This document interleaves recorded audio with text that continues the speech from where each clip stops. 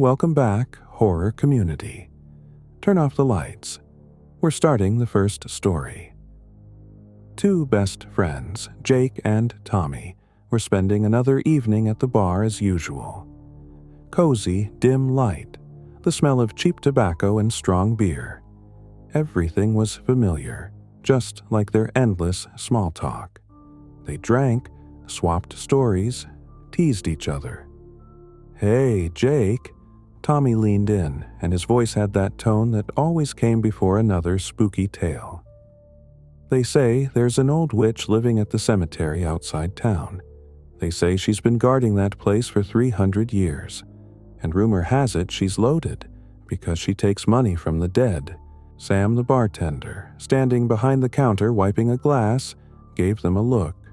His voice was low and raspy. "That's not just a story," he cut in seriously, winking at Tommy.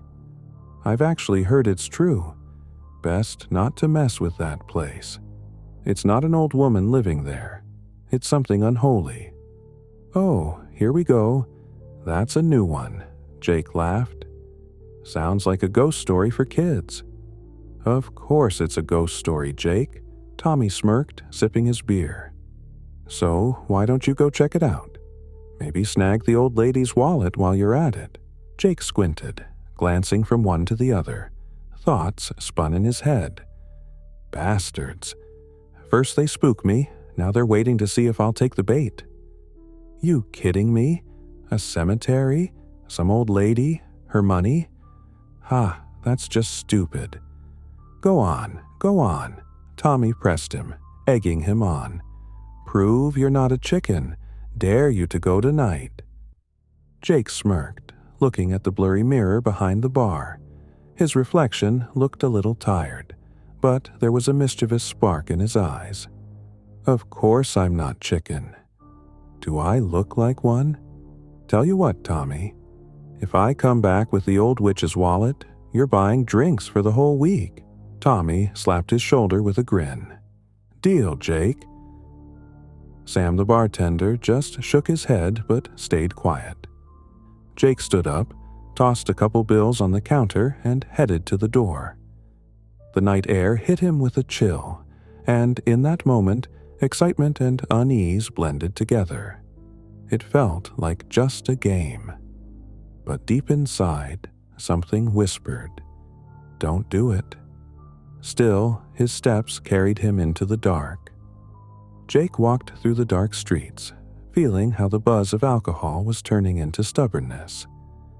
"No way I'm backing out now. Tommy would never let me live it down." He turned onto the old road leading to the cemetery. The streetlights here hadn't worked in years, and Jake was swallowed by darkness. It wrapped around him on all sides, his hearing sharpened. Every step felt too loud. Every distant rustle made his chest tighten with unease. It was a full moon. The silver light spilled over the road. Jake noticed he was walking faster than he wanted to. "Damn, like something's pushing me. Cut it out, it's just a road, an empty road." The cemetery was close. He could feel it even before he saw it. The air grew heavier, damp, with a musty smell, like the ground itself was warning him to turn back. Jake smirked, trying to shake off the sticky thought. Come on, nonsense. A cemetery's a cemetery. People die, get buried, end of story. But inside, fear, or maybe dread, kept rising. Then the main gates came into view. He pushed them lightly, and the rusty hinges screamed, the sound tearing through the silence. Jake winced at the noise. Damn, right out of a horror movie. His eyes shifted right, spotting a tiny shack by the gate. In its one small window flickered a weak light. A candle, or maybe a lamp, swaying like it had a soul of its own. Jake frowned. His heart skipped faster. Come on, Jake, you can't chicken out now. Go see who's in there. Cursing under his breath, he stepped slowly toward the shack door. The first thing he noticed was bunches of old keys hanging on the walls. A little further stood several coffins, neatly stacked together. For sale, maybe, Jake thought. At a table sat an old woman in a dark scarf, hunched, thin, with a face carved by time itself. She lifted her head when she noticed him, her voice carrying genuine surprise. "What are you doing here so late?" Jake shrugged, trying to look casual. "Couldn't sleep," he said, glancing around the cramped room. "Figured I'd visit some relatives' graves. Saw your light. Thought I'd stop in." The old woman held his gaze for a moment, as if weighing his words, then nodded shortly. "I see. Well, since you're here, maybe some tea?" Sure, why not?" Jake mumbled, stepping closer. "You've been working here long?" he asked, taking the cup. "A long time," she nodded. 300 years guarding this place." Jake nearly choked on his sip, spilling a bit. 300? That's rich. He laughed nervously to himself. "Guess Grandma's got a sense of humor." The woman smiled faintly. "And why so many keys?" Jake asked quickly, nodding at the bundles. "You've got a whole collection." "To lock the coffins," she replied calmly, like it was nothing unusual. Jake gave a forced laugh. "Right, coffins. Great joke." The old woman tilted her head slightly, studying him through the candle's half-light. Then she suddenly said, "Oh, I forgot to offer you cookies. Want some?" "Huh? Sure. Why not?" He shrugged, trying to look relaxed. "Never say no to cookies." She slowly rose and shuffled toward the cupboard by the wall. Jake followed her with his eyes and noticed an old, worn wallet sitting on top. It was stuffed full, bulging with bills ready to burst. His stomach dropped. Damn. Tommy was right. She really does have money, a lot of it. He stood up, stepped closer, and without giving himself time to hesitate, swung a heavy candlestick against the back of her head. A dull thud, and the old woman collapsed silently onto the floor. The cookie jar tipped over, scattering a couple of rock-hard biscuits across the boards. Jake breathed heavily, blood pounding in his temples. "Sorry, Grandma," he muttered, swallowing hard. "But I've got my own business." He grabbed the wallet and greedily felt its weight. The warmth of the money seemed to seep straight into his hands. A rush of manic joy hit his chest. "Here it is. Proof? Mine." His eyes swept the shack, landing on a coffin with a cracked lid. Jake smirked nervously. "Guess that's your new home, old lady," he whispered. The room suddenly felt tighter, the air heavier and thick. The candle flame shook violently, shadows darting on the walls as if stirred by a breath. Jake wiped cold sweat from his forehead. Damn place. Time to get out. He took a step toward the door when sudden pain ripped through his chest. It felt like unseen hands grabbed his heart and tore it apart. Jake groaned, dropped to his knees, gasping. The wallet slipped from his fingers and hit the floor with a dull thud. "What the hell?" He wheezed, just as a rustle sounded behind him. Jake forced his head to turn. He blinked in disbelief. Where a hunched, wrinkled crone had been, a woman was rising, and with each movement, decades peeled off her face. Deep wrinkles smoothed, skin tightened, hair thickened and darkened. In the candlelight, Jake watched as the old woman transformed into someone in her 40s, maybe younger. "What the hell?" he rasped, clutching his chest. She looked at him with a faint smile, fire dancing in her eyes. "Well," she said calmly, like it was obvious, "I've taken your years." She stepped closer, and with her movement came a wave of cold. "Your years are mine now, boy. she whispered. "I've claimed them." His heart thudded weaker, his fingers slackened. His body stopped obeying, stiffening from the inside out. His legs felt like lead. His chest refused to rise with breath. "Damn, I'm blacking out," he whispered as the world began to fade. The last thing he saw was her face. Young, fresh, glowing with vitality. She looked at him the way someone admires a new possession, her smile far too satisfied. Jake woke in total darkness. He tried to move his arms, twitch his legs, but his body wouldn't respond. It was like invisible chains held him down. Panic rose, his breathing ragged. Where am I? What the hell? Through a thin crack directly in front of his eyes leaked a faint strip of light, flickering, trembling like from a candle, and in that ghostly glow sat the woman. No longer old, young now, smooth skin, bright eyes. She twirled a bunch of rusty keys in her fingers and hummed softly like a lullaby. Then memory struck him like fire. "Hey!" he screamed with all his strength. "Am I in a coffin? Let me out, do you hear me?" Jake instantly remembered the coffin with the cracked lid that had stood in the corner. The woman looked up, her smile calm, almost tender. "Too late, boy. You asked for it yourself." "Take the money," Jake cried in desperation. "I'll get you more, as much as you want. Just let me out." She shook her head. "Money is for the living. I don't need it. And where you're going, you won't need it either." "Please, I didn't know," he sobbed, tears of rage and terror in his eyes. "You knew," she cut him off, her voice harder now. "All your life you lived for greed, to grab, to laugh, to prove. But for the greedy, there's only one end. They get put into the same ground they tried to rob." Jake shook his head desperately, but his body was still stone still. He tried to scream, but only a rasp escaped. The woman stepped closer, keys jingling, and whispered, "See?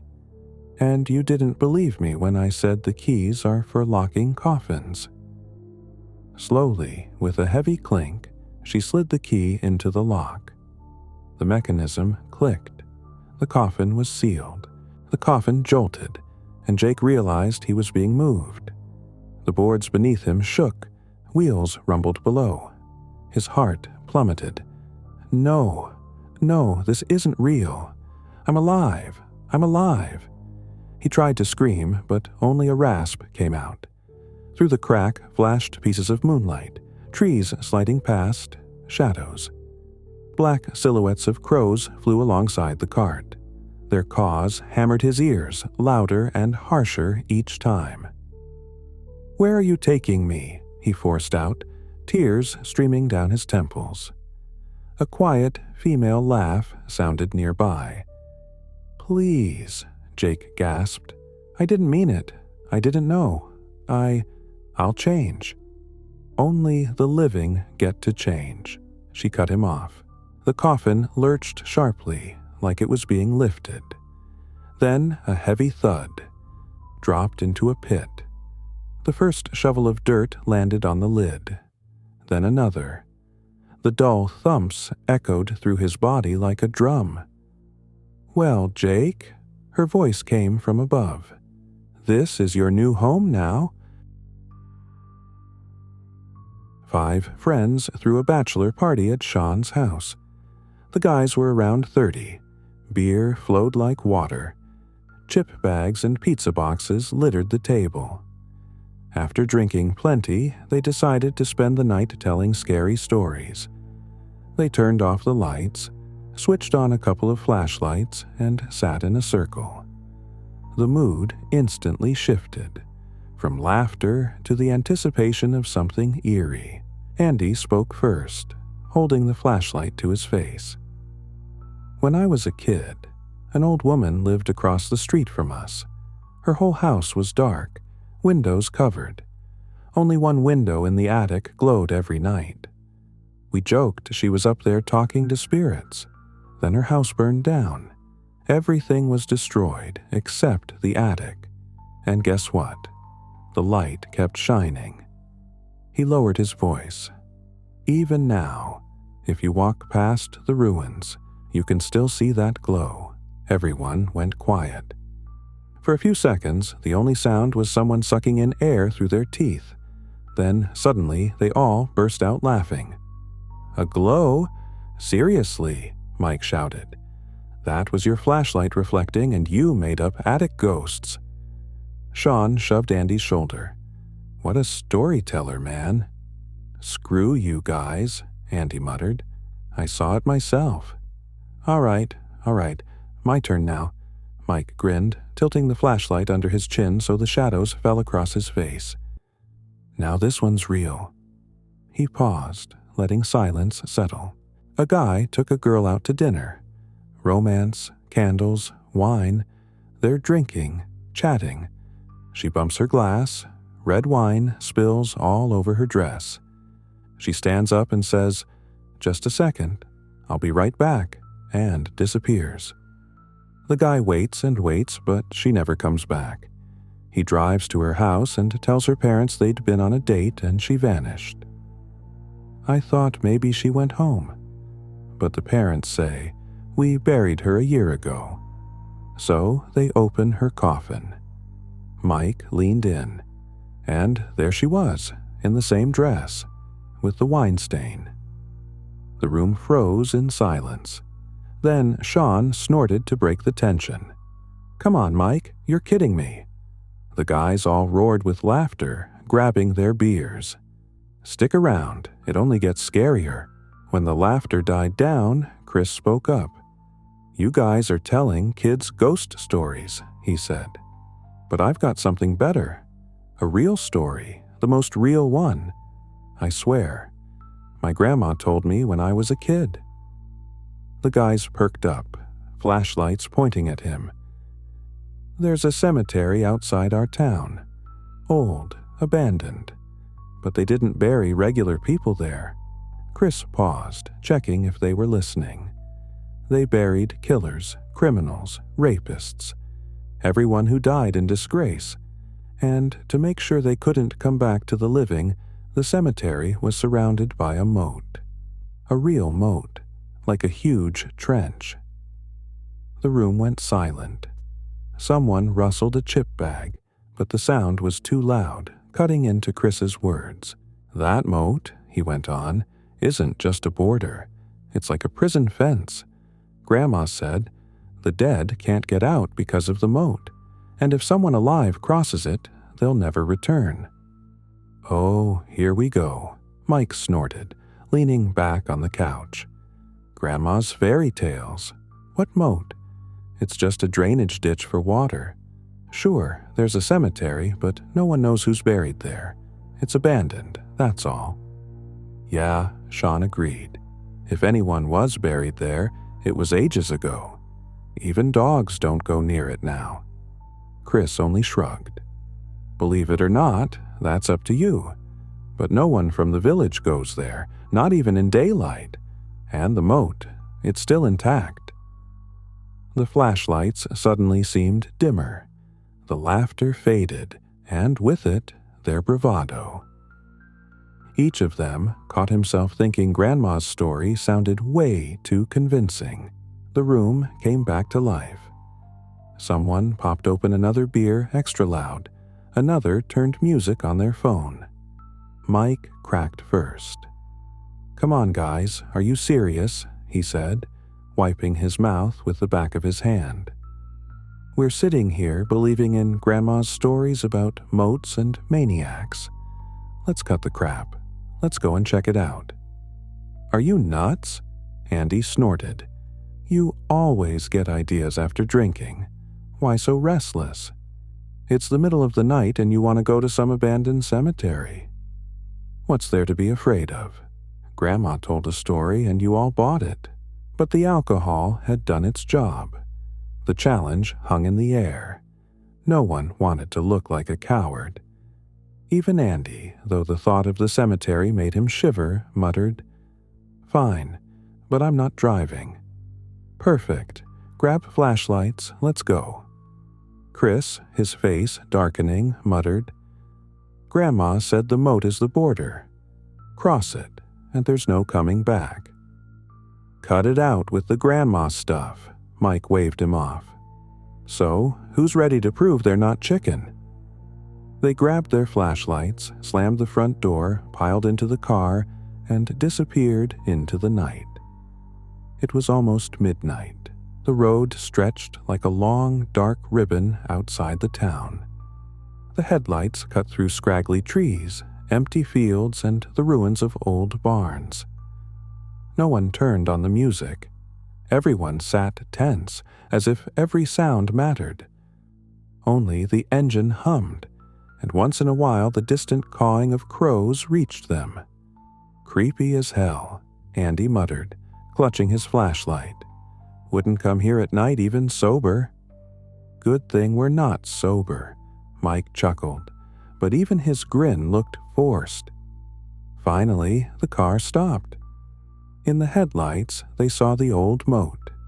Deep, overgrown with weeds, edges crumbling. Beyond it, the cemetery. They killed the engine, switched on flashlights, and walked toward it. The beams lit up rotting wooden crosses and crooked headstones sticking out of the ground. The wind pushed gray waves across the grass, making the graves seem alive, as if breathing. "Well," Sean said, trying to sound confident, "here we are, signed, sealed, delivered, a cemetery like I promised." Chris froze at the edge of the moat. "See?" His voice shook, just like Grandma said, a real boundary. "Give me a break," Mike waved. "Boundary, cemetery, whatever. Let's take a closer look." He leaned in, shining the beam down. The bottom of the trench vanished in darkness. The flashlight couldn't reach it. "All right, boys. Hold my light. I'm jumping over." Mike leapt across the moat. He landed with a dull thud, straightened up, and raised his arms. "See that? Alive and kicking. Sean, come on." "Hero, huh?" Sean muttered and jumped after him. They stood in pitch darkness. Not a trace of light, only grass rustling underfoot. "Hey!" Sean yelled. "Shine the lights over here. We can't see shit." The flashlights on the other side flared, slicing through the dark. The beams caught overgrown graves, leaning crosses. "Holy crap, did you see that?" Andy shouted. "What?" Mike called back. "Behind you. By the graves, someone was standing there." The guys spun around, but there was only darkness. "No one here," Mike grumbled. "It's just me and Sean. Shine again, Andy." "I saw them," Andy yelled. "There were 3, no, 4. Quit yelling. Just shine again." Andy lit up the spot where he'd seen the figures. Nothing there. "See? Told you. No one." Suddenly, Mike jerked, like the ground had dropped under him. He yelped, legs yanked backward, and he pitched face first into the dirt. His chin slammed into the wet grass. "What the?" he gasped, but the words dissolved into a scream. His hands clawed the earth, fingers digging into the wet soil, but his body was being dragged back. Clumps of dirt and grass flew as if invisible claws had sunk deep into his legs, pulling him toward the graves. "Mike!" Sean screamed, lunging at him. He grabbed his arms, straining every muscle. Veins bulged, his face pale with effort. But Mike kept being yanked back in jerks, like iron claws had him. "Guys!" Sean roared toward the moat. "Get over here, now! I can't hold him!" The others jumped across one by one, stumbling toward Sean. Covered in dirt, he still clutched Mike, but his strength was fading, and the next second, he too was yanked back, like claws dug into his feet. "Hold on!" Andy screamed, grabbing Sean's shoulders. Chris gripped Mike. All of them pulled with everything they had. Their chests burned, throats raw, but finally the unseen grip loosened. Mike collapsed onto the ground with a gasp, Sean falling on his back beside him, panting. "Run back now," Andy yelled without thinking. He swung his flashlight at the way back. The beam slashed the darkness. At the spot where they had crossed the moat now stood dozens of black figures, motionless, stretched, crooked. Their long arms nearly touched the ground, fingers bent awkwardly like broken twigs, their heads tilted sideways like marionettes with cut strings. The moonlight caught their faces, gnawed, hollow sockets instead of eyes, torn mouths full of blackened teeth. Skin hung in shreds, exposing bone. It felt like one more step and you'd hear their joints crack. They didn't move, just stood there. But inside, every one of the guys froze with cold fear. It was clear these dead were waiting for the living to make the first move. "They've surrounded us," Andy whispered, his hands shaking. "This way." Sean raised his arm sharply. In the distance, behind the graves, loomed a dark, half-ruined chapel. They bolted toward it, stumbling over weeds and crosses. Someone fell. Someone pulled them back up. Flashlights bounced, catching glimpses of dead faces. It felt like the figures were closer each time, though no one saw them move. They reached the chapel. Its stone walls cracked. Roof caved in, but the door still held. They crashed inside, slammed it shut, and leaned against it with their shoulders. Silence, only their heavy breathing. "We're in. We're inside," Sean gasped, sliding to the floor. "They can't come in. It's a church. They can't enter." Flashlights lit dusty walls, shattered icons, broken benches. Then the first blow hit outside. Dry, heavy, like a fist smashing the door. A second, a third, then many at once. The door shook, dust rained from the cracks. It was like dozens of hands pounding in sync. "No, this can't be," Mike shouted, eyes wide. "They can't get in. They're not supposed to." The boards groaned, hinges rattled. And then something gray and long slid under the door, a hand. Fingers scraped the stone floor, reaching inside. "God, they're coming in anyway," Chris whispered, his voice breaking. "Hold the door," Sean screamed, his voice cracking. "Don't let go." "It's useless," Chris groaned. "There are too many." Another long gray hand slid under the door, fingers bent backward, scratching the floor. A blow. The wood split. Another blow. The door buckled inward. "No, no, no," Mike yelled, pressing his forehead to the wood. "They can't come in. This is a chapel, damn it. It's holy." But right then the door exploded into splinters. Darkness poured in, and with it, the first of the dead. Tilted heads, black mouths, long arms. There were many, and they filled the space like a flood. Flashlights shook in trembling hands, beams slicing over twisted faces, hollow eyes, half-rotted mouths.